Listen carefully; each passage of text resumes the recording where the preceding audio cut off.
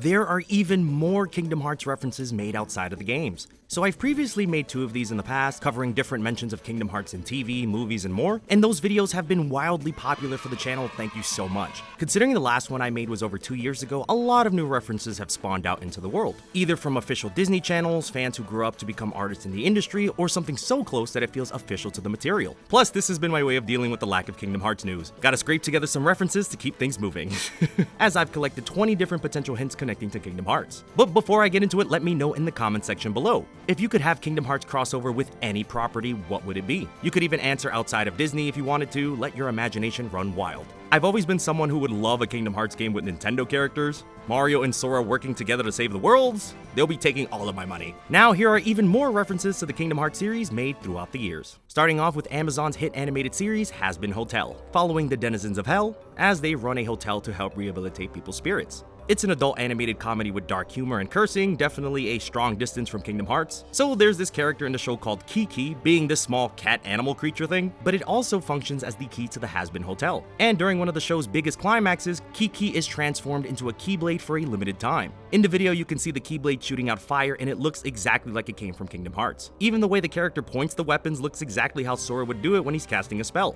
From the teeth to the handguard and just its overall design. Someone at the Hazbin Hotel team clearly slid this reference in for Kingdom Hearts fans. Love it.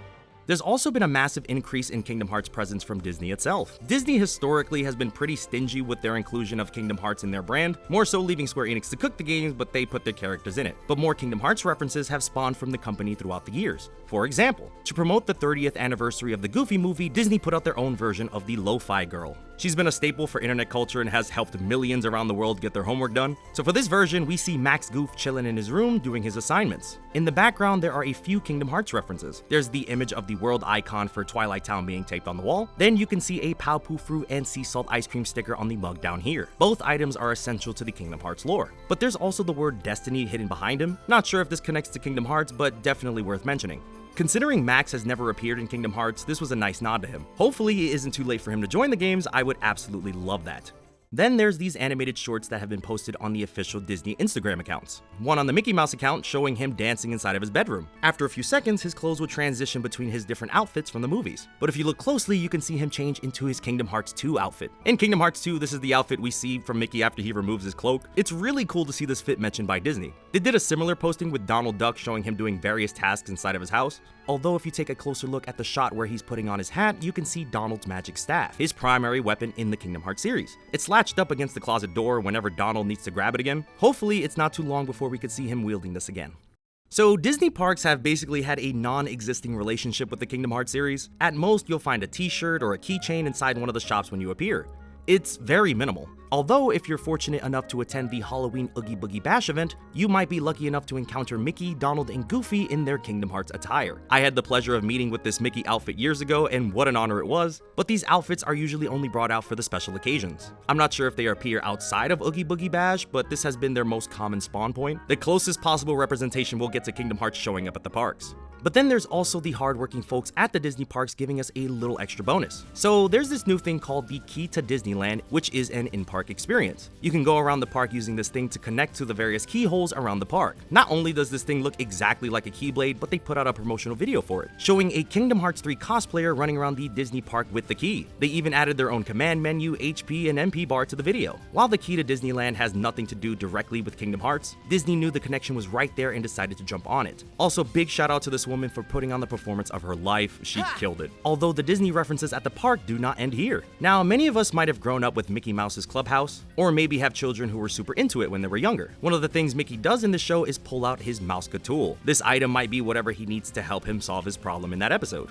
Well, I do think his greatest Mouseka tool in his inventory is his actual Keyblade. So if you go to the Mickey Mouse Clubhouse live show at California Adventure, a keen-eyed Kingdom Hearts fan will notice a golden Keyblade sitting in the background. The Keyblade isn't exactly the Kingdom Key D that Mickey is known for wielding. This one is just entirely gold, which is fine considering it's only a background detail. Regardless, another instance of Kingdom Hearts representation showing up at the parks. Also, if you head over to Tokyo Disney, there's an exhibit where you can look around Goofy's house. You can fill it up with paint and more information starts to be uncovered. And if you look closely, you can see Goofy's iconic shield rested up on the wall. It seems like Donald and Goofy have their weapons rested up until the time is right. Still, very cool to see something like this for Kingdom Hearts fans. To step out of Disneyland for a few, let's head over to to American Housewife? So this is a TV sitcom that premiered on ABC and lasted for 5 seasons. It follows the daily life of Katie Otto, a woman who tries to maintain her identity after living amongst the richest and most pretentious people. Now, what on earth does a show like this have to do with Kingdom Hearts?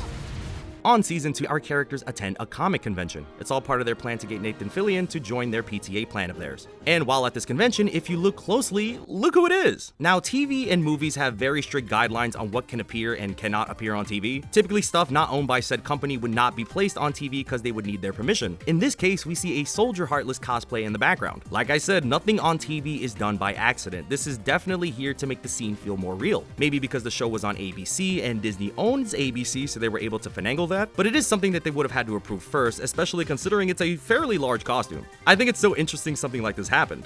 Such a funny place to find a Kingdom Hearts reference. Then we have My Adventures with Superman, one of the newest animated series to come from DC. I haven't seen the show myself, but it's definitely in my backlog. It looks like a lot of fun. In the 7th episode titled Kiss Kiss Fallen Portal, there's a moment where they show an image of Lois Lane holding a key to the city. The key itself looks exactly as if it were a keyblade, from the handguard to the sharp teeth that points out on the other end. But that's not all, as Lois Lane's outfit looks almost exactly like Sora's, or at least a Kingdom Hearts version of her own existing outfit. The zippers and the belt with the jacket and that additional key makes a pretty decent argument. Someone on Superman is a big fan of Kingdom Hearts, and we appreciate you. Speaking of Kingdom Hearts fans, there is something really cool I want to show you guys, and while this isn't exactly a reference made in media and such, I thought it was cool enough to mention in this video. So Cleo Thomas is a massive fan of the Kingdom Hearts series. He is the actor who played Zero in 2003's Holes, a live-action Disney movie. If you've never seen Holes, go do yourself the favor, it's one of Disney's greatest. But with Holes being a Disney property, there has been tons of fan arts for Holes to be in Kingdom Hearts. But the reason I bring this up is because the Keyblade Cleo Thomas owns. He has his own version of a Keyblade that would exist from a Holes world in real life, with the shovel being the teeth and the lizard resting on the side of it. There's so much love put into this design that I had to mention it. Plus, it had to be pretty expensive. The design is pretty elaborate and looks decently weighed.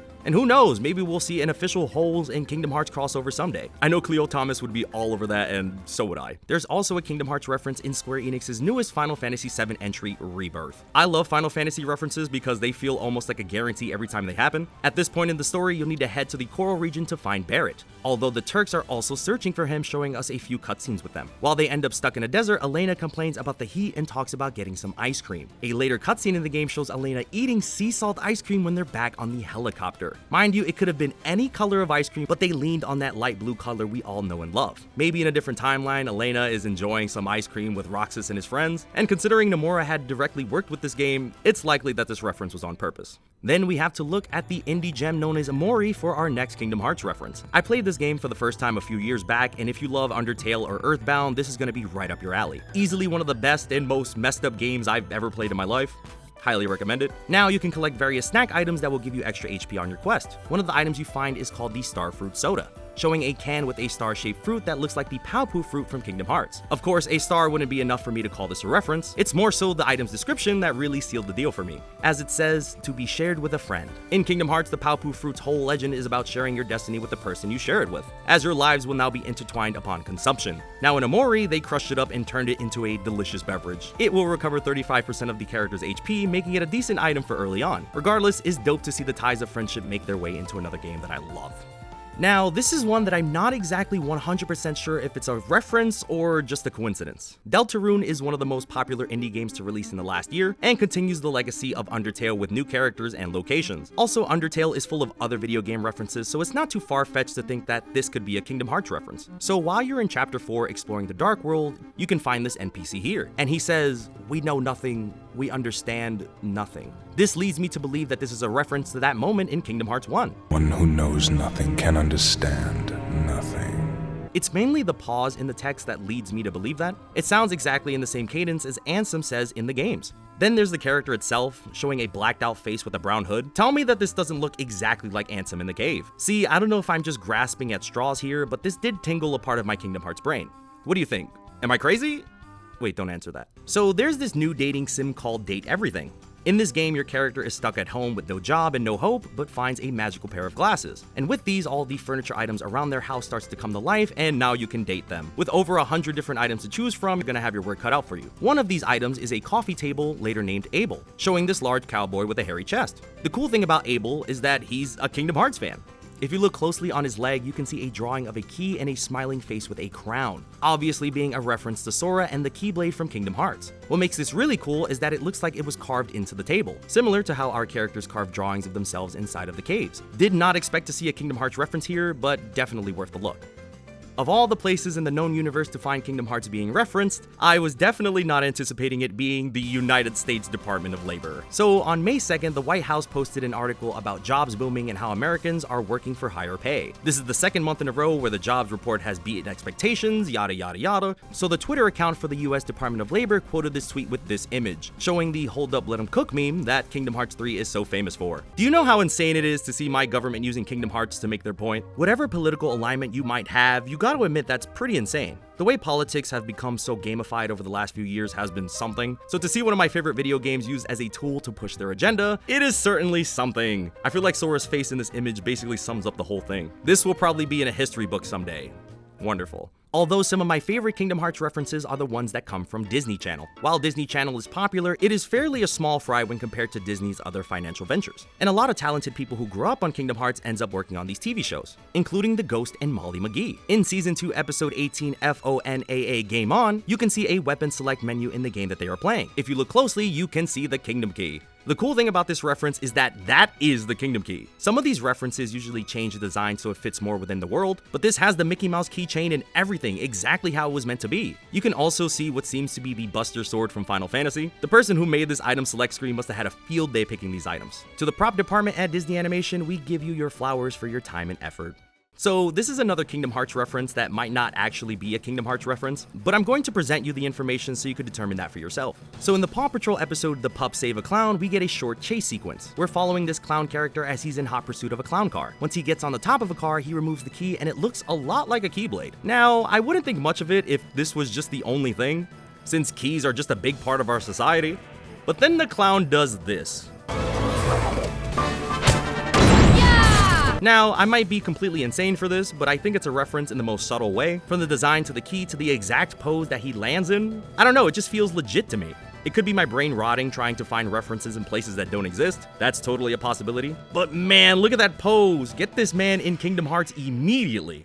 So Haley Joel Osment is the voice of Sora in the Kingdom Hearts series, but he's also appeared in other projects. One of my favorites happened to be The Boys. It is an Amazon series following the dark realities of superheroes in the real world. You should have definitely seen this show already, it's fantastic. But Haley Joel Osment appears on the show as the Memorizer, a superhero who uses his psychic abilities for profit in his younger age, but now signs stuff at conventions for longtime fans of his. Now, I don't know if this is a Kingdom Hearts reference or just a cosmic level coincidence, but during the convention scene, we see Mesmer signing items at his table. But the camera pans over to the next table over, showing Billy Zane also signing off items. Now, Billy Zane was the original voice actor of Ansem in Kingdom Hearts before Richard Epcar took over, meaning that in this episode of The Boys, Sora and Ansem are sitting next to each other signing autographs. It could be a complete coincidence or someone on the Boys team had a small way of bringing these Kingdom Hearts actors together. Truly, it could have been anyone, but they chose Billy Zane? It definitely felt like a reference to me. Then there's Fantasy Life for the Nintendo 3DS. Being the combination of a role-playing game and a life simulator, players are given 12 different life classes that they can take to achieve different goals. And in this game, you collect a variety of different items, including the Key Cutter. Looking at it directly, you can tell this is a full-blown Kingdom Hearts reference. The Keyblade looks like it could be a part of an official game. It's also said to be the key to any monster's heart, if only it opened locked treasure chest, being a clear reference to the Keyblade's ability to unlock any door. I love when games add these key-shaped items in their games. We're gonna be calling them Keyblades until the end of time. There was also the time when Starbucks got into the Kingdom Hearts hype. There was this posting outside of a store talking about a sea salt frappuccino, showing a drawing of Kingdom Hearts 3 Sora enjoying the drink, with the quote, "When you walk away, you don't hear me say, no whipped cream," being a reference to Simple and Clean from the opening of Kingdom Hearts. I never got a chance to pick this up when it was in stores, but it looked delicious. I'm not sure if this was just an item that they did only for that time period, but I would love a chance to grab one of these if they were ever to do it again. They even posted the recipe online if you wanted to try it out yourself. It reminded me of when Arby's did their Kingdom Hearts thing during the great promotional time. It's neat to see food spots jump in on the craze. Well, you've heard of the Keyblade. Now, how about the Blade Key? So the key to the embedded is a weapon you can get in Dark Souls 2. I love how it's much more blade for this design than actual key, but this item has a few notable uses, like opening cages found around the map. When you finally use the key on the right gate, the item will leave your inventory. This feels like if they designed the Keyblade to be more literal and grounded, but everyone who's played Dark Souls 2 calls this thing a Keyblade anyway. It doesn't help that this thing has a similar color palette to the Kingdom Key anyway. Unlock doors, blade and key, sounds like a good enough reference to me. But yes, these are even more Kingdom Hearts references made outside of the games. So much has dropped and has been revealed in terms of references over the last 2 years, which makes me feel good to see Kingdom Hearts getting its representation. While we haven't gotten an actual new game in years, this has been a good way to hold this down for now. But are there any more out there? Any ones that I might have missed to include for a potential 4th video? Be sure to let me know in the comments section below, and thank you all so much for watching. Please be sure to comment, like, subscribe, and stay awesome.